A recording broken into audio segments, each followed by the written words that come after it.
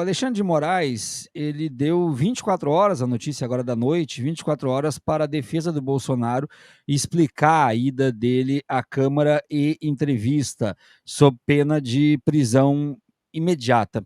Eu vou ler aqui rapidamente, até para nossa audiência ter o conteúdo, e depois eu gostaria de saber a sua posição sobre tudo isso, em diversos aspectos. A senhora acha que ele vai ser preso, não vai ser preso? Qual é a sua percepção sobre isso? Mas também qual a sua percepção sobre as reações ou as consequências de uma prisão agora? A senhora acha que está ok, está ajustado, ou se deveria melhor esperar o processo? Mas antes eu vou ler aqui, ó, a nossa matéria diz: o ministro Alexandre de Moraes deu um prazo de 24 horas para que a defesa de Jair Bolsonaro explique o descumprimento das restrições impostas ao ex-presidente. A medida foi tomada após o ex-chefe de Estado ter sido flagrado exibindo sua tornozeleira eletrônica e fazendo declarações públicas, o que, segundo o magistrado, configura uma violação das ordens judiciais impostas a ele. O ministro alertou que o descumprimento pode levar à prisão imediata. Bolsonaro esteve na Câmara dos Deputados e, diante de apoiadores, exibiu a tornozeleira. Em tom de desafio, classificou a medida como covardia e uma humilhação. Bolsonaro declarou: não roubei os cofres públicos, não desviei recurso público, não matei ninguém, não trafiquei ninguém. Isso aqui é um símbolo da máxima humilhação em nosso país. Uma pessoa inocente, covardia, o que estão fazendo com o ex-presidente da República. Nós vamos enfrentar tudo e a todos. O que vale para mim é a lei de Deus. Moraes ressaltou que a medida cautelar imposta ao ex-presidente proíbe o uso de redes sociais, inclusive por meio de terceiros. O ministro afirmou que essa atitude é uma tentativa de burlar as restrições, o que pode resultar na revogação da medida e na decretação da prisão. A defesa já foi informada faz mais ou menos uma hora, tem 24 horas, então mais ou menos até amanhã a esta hora, para que a defesa explique, justifique de forma convincente por que Bolsonaro foi. Também analisando a cronologia, deputada, o Bolsonaro já sabia que não podia se expor em redes de terceiros, porque ele já havia cancelado no final da manhã a entrevista que ele daria ao portal Metrópolis, que seria às 13 horas. Ele cancelou porque foi informado que as restrições também estavam ligadas a redes de terceiros. Então, ele sabia disso. Ainda assim, ele foi à Câmara, parou na frente de toda a imprensa, mostrou a tornozeleira e fez isso. A senhora entende, então, que ele deve ser preso, e como é que a senhora vê isso para o cenário do Congresso? Agora seria saudável, seria pior para a questão das restrições do Trump? Queria lhe ouvir sobre isso. Olha, Viaro, quando eu assisti a cena, eu não tive nenhuma dúvida que ali ele violou uma medida cautelar. Não tive nenhuma dúvida. Porque o ministro Alexandre de Moraes foi muito explícito, inclusive hoje de manhã, ele explicitou o que ele estava querendo dizer sobre a questão do não contato com as redes sociais, com entrevistas. Ele disse isso, ele alertou sobre as consequências. E o que ele fez não é a questão dele mostrar a tornozeleira. Ele discursou. Ele fez um discurso para a imprensa, ou seja, ele fez uma entrevista. É isso que ele fez, que ele estava proibido. Eu entendo que ele violou uma medida cautelar e que, portanto, ele deve ser, sim, preso, Bolsonaro. É importante também que todo mundo compreenda que esse inquérito, o Bolsonaro, ele responde a diversos inquéritos, diversos. Esse que está no STF, que é do 8 de janeiro, que ele já depois, que está numa fase avançada, que é o que o Trump está fazendo a chantagem, colocando a nossa economia em risco, é um. Esse outro que ele tá respondendo é um novo inquérito que é desse golpe internacional. Primeiro ele tentou um golpe onde a gente vê a organização em âmbito nacional, e agora foi aberto em maio um outro procedimento pela Procuradoria-Geral da República, pela Polícia Federal, com relação a essa interlocução do Eduardo Bolsonaro fazer parte dessa quadrilha que vai para o exterior fazer golpe contra o próprio país. É desse daí que vem essa medida cautelar, que ele não pode dar entrevistas, que ele não pode fazer live, que ele não pode passar nas embaixadas. É desse outro procedimento. aonde ele já está com medidas cautelares que foram bem ajustadas. E no meu entendimento, ele violou essas medidas quando ele não apenas mostra, porque se ele tivesse mostrado e ficado calado, mas ele faz um discurso. E ele responde sim por roubo e peculato. Ou seja, ele mente ainda. Ele dizer que ele nunca foi corrupto, que ele nunca roubou ninguém, não é verdade.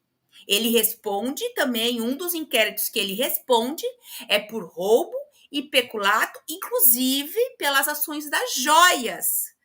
Que ele foi lá, que todo mundo lembra, ele mandou todos os militares, ele mandou avião, tal, não sei, ele fez todo um esquema de venda de joias que são do Estado brasileiro. Inclusive, é a ação nossa que provocou o TCU nesse sentido.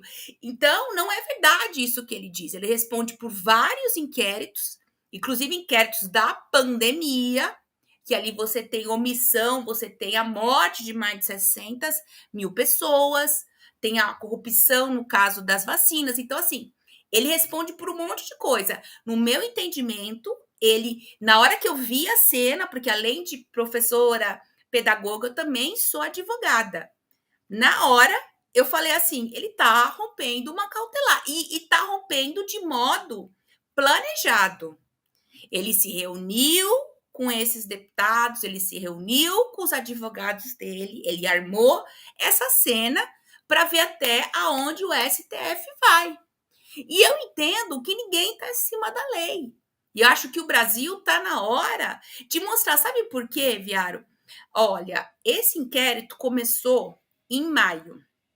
Desde maio que está essa investigação. O que aconteceu agora? Vem esse golpe de quererem sequestrar a nossa economia. A nossa economia vai muito bem, obrigado. Vai muito bem. Nós estamos caminhando para ser a 8ª economia do mundo. A gente acabou de aprovar, com voto contrário do PL do Novo, na comissão especial, que 90% da população do Brasil não vai pagar mais imposto de renda. A gente teve força política para fazer isso. Então, a gente caminha para uma justiça tributária. Porque, no fundo, o grande debate, e isso a gente também não pode perder de vista, é quem vai pagar a conta. Porque existe uma crise mundial do capitalismo. E é isso que a gente está disputando aqui o tempo todo. Quem que vai pagar essa conta? E o governo Lula, junto com a sua base e junto com os movimentos sociais, junto com diversos atores, vem dizendo que não, que a gente vai ter que ir para o andar de cima.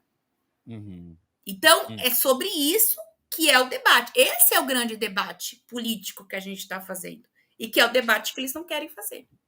Eu não quero cortar aqui a pauta, não é isso, mas eu quero aproveitar a senhora como também pedagoga, também professora, para fazer algo que eu faço com muito costume, que é não deixar que essas imagens se apaguem, porque com todos esses processos que estão aí, com a condenação iminente e a possibilidade de uma prisão imediata, isso aqui também jamais pode ser esquecido, jamais. Por favor, tem muita gente morrendo, minha gente. Por favor. Vão ficar chorando até quando? Meu Deus. Por favor, alguém possa estar aí me ajudar, porque eu nunca consegui. Luzes, ai, Luzes, eu consegui um leito com meu pai. Não é você, essa moça levanta,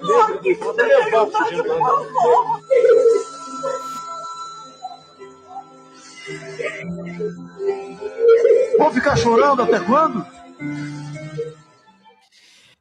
Que a gente nunca esqueça disso e que nós tenhamos a capacidade de lidar com isso dia a dia, mas nunca apagando da nossa memória. Já falamos várias vezes, mas Isso, sabemos. Viário, é muito importante, sabe por quê? A luta contra o poder, contra a opressão, é a luta da memória contra o esquecimento. Já nos ensinou Ana Arendt. A gente conseguir ligar os fatos e retomar e disputar a verdade da história é fundamental. E o que o Bolsonaro fez durante a pandemia foi crime, foi corrupção, e a mão dele está suja de sangue. Então, não é verdade esse discurso que ele sai falando. Ele roubou, ele está sendo acusado, ele vai responder por isso, ele vai responder por muita coisa.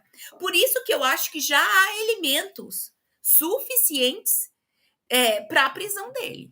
Na minha opinião, não dá mais para esperar, porque eles tramam um golpe internacional contra a soberania do nosso país. É isso que está em jogo. E quanto mais tempo eles ficam livres, mais tempo eles articulam contra a gente.